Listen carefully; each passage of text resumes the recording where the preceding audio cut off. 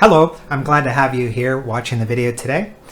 We're going to use the chain rule to compute second partial derivatives. And we have an example on the slides here.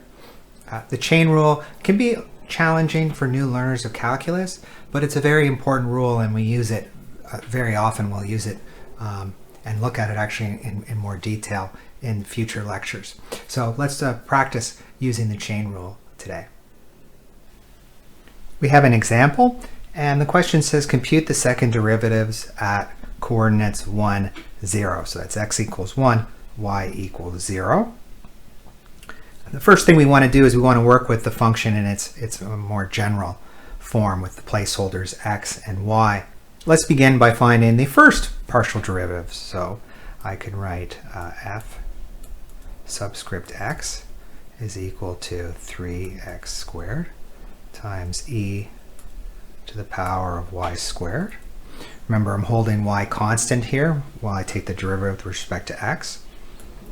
And similarly, f subscript y, this is our first partial, is going to be equal to x cubed multiplied by derivative of the outer function, which is going to be just itself because we're working with the natural exponent, multiplied by the derivative of the inner function. This is y squared, so we're going to end up with 2y.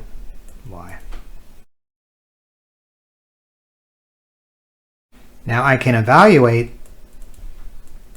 the first derivative, the first partial derivative,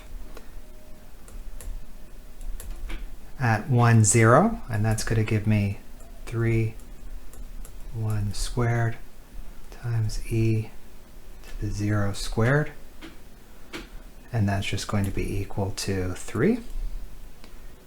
And f subscript y, 1, 0, is going to be equal to 1 cubed times e to the 0 squared times 2 times 0. So we're going to get 0. So the function f of x, y is increasing when x is equal to 1 and y is equal to 0. It's 3. Specifically, it's 3, so it's increasing. If we increase x a little bit, the function itself goes up by 3. If we increase y a little bit, the function doesn't change at all when x is equal to 1 and y is equal to 0. Let's continue with the question and look at the second derivatives and see what more we can learn about this function. I want to go back to our first derivatives before we plugged in the values x equals 1, y equals 0. Those are the ones we want to take the derivative using this part here, not where we plugged in the values, because this is not going to give us a nonsensical answer down here. So we don't want to use that when we're trying to find the second derivative. Instead, I'll write fxx, and I'll find the second partial of f of xx. So I'm going to get 6x ey squared, and then maybe I'll go fxy. So we're taking the first partial with respect to x, and then we're taking the partial again with respect to y. And we get 3x squared e y squared times 2y.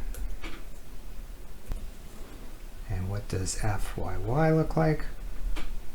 Fyy, we're going to get 2x cubed ey squared plus 4x cubed y squared e y squared. It's a very messy expression. And just as a reminder, I use the product rule here.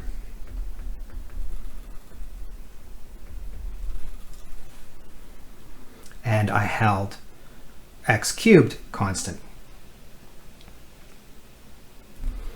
Now I could find fyx, the second partial, cross partial, but I know that that will be equal to xy. So I can skip that part if I want to.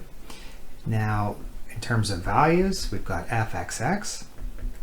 We want to evaluate this when x is equal to 1 and y is equal to 0.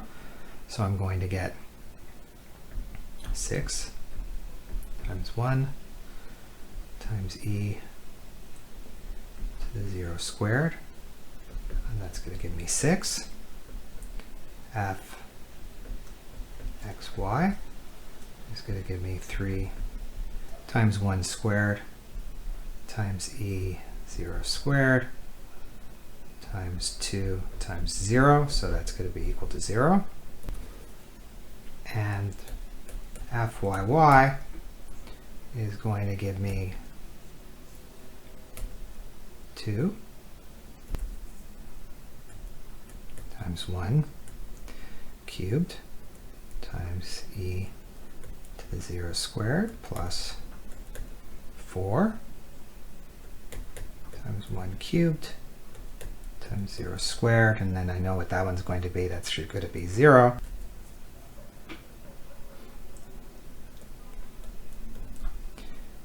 And I end up with 2. So when we're evaluating this function at x equals 1, y equals 0, f of x is increasing, it's equal to 3, and it's increasing at an increasing rate because the second partial derivative is 6. Similarly, although the first partial with respect to y is 0, so it's not changing, its second derivative is increasing, it's positive. So the function is constant, but it's changing at an increasing rate.